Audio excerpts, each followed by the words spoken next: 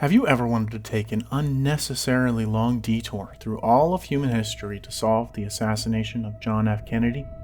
Well, buckle up, because that's what we're doing. Welcome to Who Killed JFK, where we take an extraordinarily long time to find out who killed JFK. Today we're going back, how far back? 13.789 billion years ago. In this video, we will be covering more history than we will in any other episode, but also, to me, it's kind of boring stuff. It's also really smart science people stuff, so I'll let them have it, and I'll explain it like I would to an elementary schooler, because I know it's not everyone's jam. Definitely is not mine. So, basically, a really long time ago, like a really, really long time ago, 13 billion years ago, everything in the universe was squished into something so small we couldn't see it. It was super tiny, super hot, and super packed with energy. Then it exploded. We call this the Big Bang.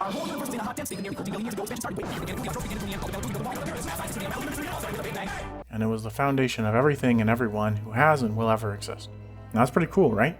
Yes. But it's also kind of boring from a historical approach because there is not much to talk about. Now if this was a science video, Hey, Vsauce, Michael here. this video might be 5 hours long, but it's a history video, so that's about it.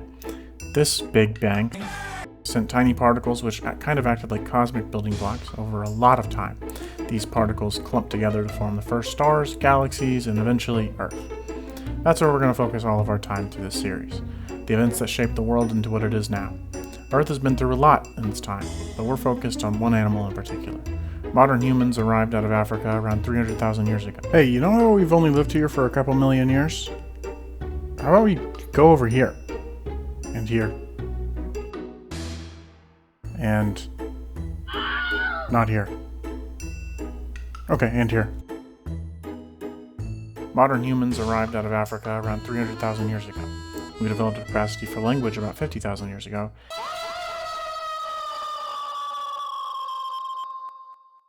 Did I just use my voice?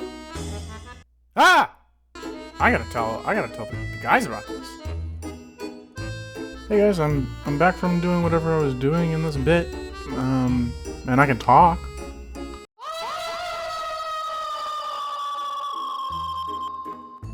And roughly 12,000 years ago, some geniuses decided to start growing crops instead of hunting and gathering, which led to the agricultural revolution and the rise of recorded history. Let's start there.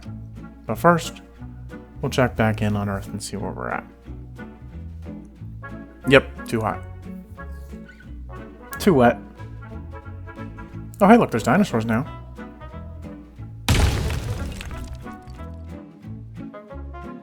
Oh hey look, there's human-like creatures now. So many variations. It's a beautiful melting pot, really. I'm sure if we skip forward a few million years, everything will be great. Alright, let's look around and see our diverse world. Roll call. Homo erectus? No, not here. Homo habitus? Nope, definitely not. And who are you?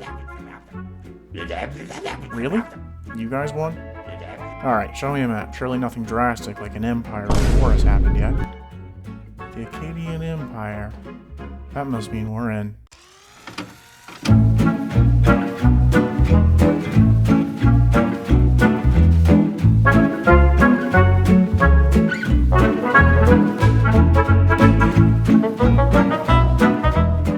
Now let's get one thing straight. Mesopotamia had been around for a while at the point where we are starting. Traditional, what we would consider writing, has been around since 3600 in the city of Uruk. Sumer, the city-states of southern Mesopotamia, had been conquered a couple of times, but we're starting with the Akkadian Empire because the details of the things I just mentioned are mostly lost to time. But let's get some background on Mesopotamia. First, we gotta start with the agricultural revolution. Some geniuses decided to plant some stuff, and then they were like, oh, we don't need to hunt or gather as much, so we can make art and have sex. So they made art and had sex, and now there's a wild man on the loose taking over the known world. We'll get to him later. Second, we gotta establish a setting. This is Mesopotamia, between the Tigris and Euphrates. It's in modern-day Iraq. This was a good place to plant stuff, which led to more art and sex, which led to better agricultural practices, money, bureaucracy, military, and practically everything we take for granted on a day-to-day basis. It also led to the first hierarchical structure of humans, the household. You see, households were much bigger than traditional nuclear families, and had extended kin, friends, and Dave. The more food the household produced, the more powerful. This also played into the cultic practices. Spiritual leaders became the leaders in ancient Mesopotamia, until this guy, Sargon the Great, messed everything up. Sargon the Great's life is murky at best. Historians believe he may have been a cupbearer for the king of Kish, Ur-Zababa. The previous uniter of Sumer, Lugal-Zaghazi, was threatening Kish, and Sargon defeated him, becoming the unifier of Sumer and the emperor of the Akkadian Empire. It is rumored that he built Akkad himself, and claimed it as a seat to govern from. He ruled from 2334 to 2279 BCE. He created the first multinational political group in recorded history. So basically, Sargon the Great was that guy. According to the Sumerian Kings list, which is our earliest source to go to for this, it said that the first king of Eridu was Elulium, and he ruled for 28,800 years. Yeah, sounds like a good source. So this tablet claims there was 5 kings during the Akkadian Empire. Let's go through them.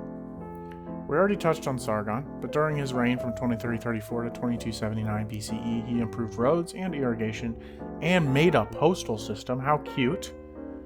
You know, for someone named Sargon the Great, he doesn't sound that scary.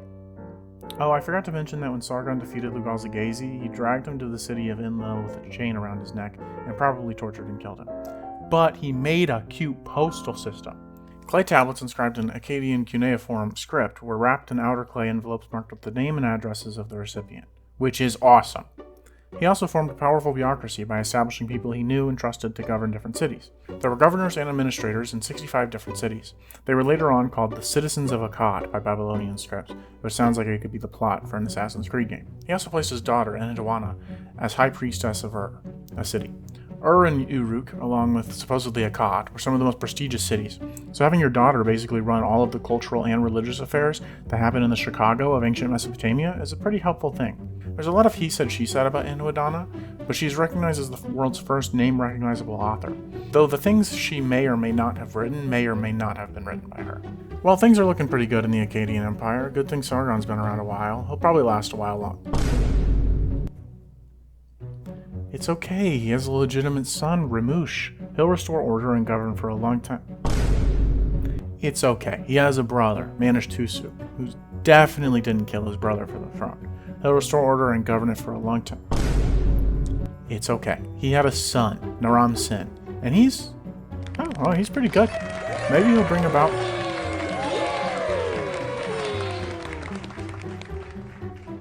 Wow, I put down those revolts really easily. Yeah, sure, man.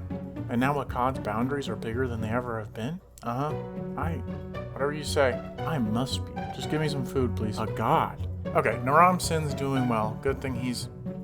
Not again. It's okay, he had a son, Shar Kali Shari. And he's... Basically, Shar Kali Shari waged war against everyone. The Elamites, the Amorites, and the Gushans. He was also dealing with revolts within the empire. However, the Gushans were the problem.